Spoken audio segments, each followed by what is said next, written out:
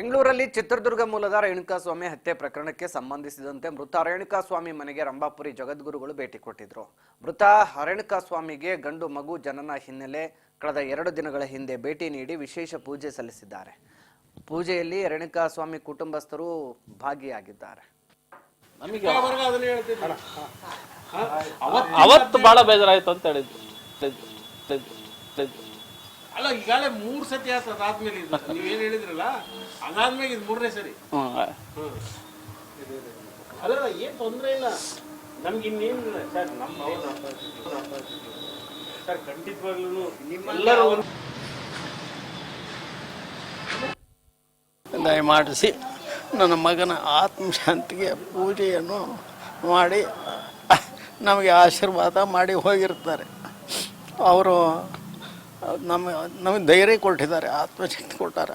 ನೀವು ಕಾನೂನೇನ ಆಗಲಿ, ಭಗವಂತ ನಿಮ್ಮ ಗುರುಗಳು ನಿಮ್ಮ ಪರವಾಗಿದ್ದಾರೆ, ನೀವೇನು ಯೋಚನೆ ಮಾಡಬೇಡ್ರಿ, ನಿಮಗೆ ಒಳ್ಳೆಯದಾಗಿ ಆಗುತ್ತೆ ಅಂತಂದು ಹೇಳಿದ್ದಾರೆ. ನಾವೇನು ಈ ಸಂದರ್ಭದಲ್ಲಿ ನಿಮ್ಮ ಮಾಧ್ಯಮಕ್ಕಂದ್ರೆ ನಾವು ಕೇಳೋದೇನೆಂದರೆ, ನಾವು ಇಲ್ಲಿವರೆಗೂ ಪೊಲೀಸು ಮತ್ತು ನ್ಯಾಯಾಂಗದ ಬಗ್ಗೆ ನಂಬಿಕೆ ಇಟ್ಕೊಂಡಿದ್ವಿ.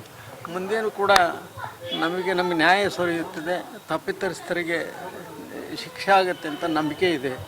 ಮತ್ತು ಅದೇ ರೀತಿ ನಮ್ಮ ಸೊಸೆಗೆ ಸರ್ಕಾರ ಒಂದು ಸಹಾನುಭೂತಿಯಿಂದ ಒಂದು ಖಾಯಂ ನೌಕರಿಯನ್ನು ಕೊಡ್ತದೆ ಅಂತ ಒಂದು ನಂಬಿಕೆಯಿಂದ ಇದ್ದೀವಿ. ಅದನ್ನು ದಯಮಾಡಿ ಸರ್ಕಾರ ಪರಿಶೀಲಿಸಬೇಕು ಅಂತ ಹೇಳಿ. ಈಗ ಈ ಘಟನೆ ಆದ ಬಳಿಕ ತುಂಬ ಈ ನಮ್ಮ ಇಡೀ ಕುಟುಂಬ, ಮಠ, ಸ್ವಾಮೀಜಿಗಳು ಇವರ ಆಶೀರ್ವಾದ ಪಡೆದೇ ಇಲ್ಲಿವರೆಗೂ ನಡ್ಕೊಂಡು ಬಂದಿದೆ. ಆದರೆ ಇಂಥದ್ದೊಂದು ಘಟನೆ ನಡೆದಾಗ ಅವೆಲ್ಲವೂ ಶೂನ್ಯನ ಅನಿಸ್ಬಿಡ್ತು ಅಂತ ಒಂದು ಸಾರಿ ಭಾವುಕರಾಗಿದ್ರಿ.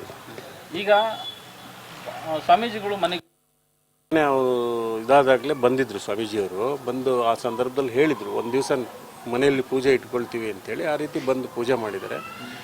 ಎಲ್ಲ ಒಳ್ಳೇದಾಗ್ತದೆ ಅನ್ನುವಂಥದ್ದು ಇದೆ. ನೋಡ್ರಿ, ಅಂದರೆ ಇದು ಈ ಘಟನೆ ಆದಮೇಲೆ ಮೊದಲೆಲ್ಲ ಪೂಜೆಗಳು ಬಂದು ಹೋಗೋದು ಅದೆಲ್ಲ ನಿರಂತರವಾಗಿತ್ತು. ಸ್ವಾಮೀಜಿಯವರು ಎಲ್ಲ ಬಂದಿದ್ರು, ಹಾಲ್ಟ್ ಎಲ್ಲ ಮಾಡ್ತೀವಿ ಹೇಳಿದ್ವಿ, ಹಿಂದೆ ಎಲ್ಲ ಹೇಳಿತ್ತು, ಮಾಡ್ತಾ ಇದ್ರು ಆ ರೀತಿ. ಆದರೆ ಇದು ಅವರು ವಿಶೇಷವಾಗಿ ಅವನ ಆತ್ಮಶಾಂತಿಗಾಗಿ ಪೂಜೆ ಮಾಡ್ತೀವಿ ಅಂತೇಳಿ ಹೇಳಿದ್ರು. ಆ ಪ್ರಕಾರ ಬಂದು ಮಾಡಿ ಹೋಗಿದ್ದಾರೆ. ಇಡೀ ಕುಟುಂಬ ಈಗ ಒಂದು ರೀತಿ ಈ ಘಟನೆ ಆದಮೇಲೆ ಏನು ದುಃಖದಲ್ಲಿತ್ತು, ಮತ್ತು ಒಂದು ಆತ್ಮಸ್ಥೈರ್ಯವನ್ನು ಕಳ್ಕೊಂಡಿತ್ತು. ಈಗ ಪೂಜೆ ನಂತರ ಅವ್ರಿಗೆ ಅದೆಲ್ಲವೂ ಕೂಡ ಒಂದು ರೀತಿ ಸಮಾಧಾನ ತಂದಿದೆ ಸರ್. ಅದು ಸಮಾಧಾನ ತರುವಂತಹ ವಿಚಾರ ಅಲ್ಲ.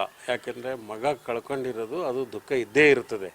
ಆದರೆ ಏನು ಮನಸ್ಸಿನ ತೃಪ್ತಿಗಾಗಿ ಇದು ಮಾಡ್ತಕ್ಕಂಥದ್ದು ಅಷ್ಟೇ. ಎಲ್ಲೋ ಒಂದು ಕಡೆ ಮನಸ್ಸಿನ ಸಮಾಧಾನ ಅನ್ನೋದು ಪ್ರಶ್ನೆ ಬರಲ್ಲಲ್ಲ ಇಲ್ಲಿ. ಯಾಕೆ ಇರೋನೊಬ್ಬ ಮಗ ಕಳ್ಕೊಂಡು ಅದು ದುಃಖ ಅದು ನಿರಂತರವಾಗಿರ್ತಕ್ಕಂಥದ್ದು. ಅದು ಅವರು ಇದಾದಾಗಲೇ ಬಂದಿದ್ರು. ಸ್ವಾಮೀಜಿಯವರು ಬಂದು ಆ ಸಂದರ್ಭದಲ್ಲಿ ಹೇಳಿದರು, ಒಂದು ದಿವಸ ಮನೆಯಲ್ಲಿ ಪೂಜೆ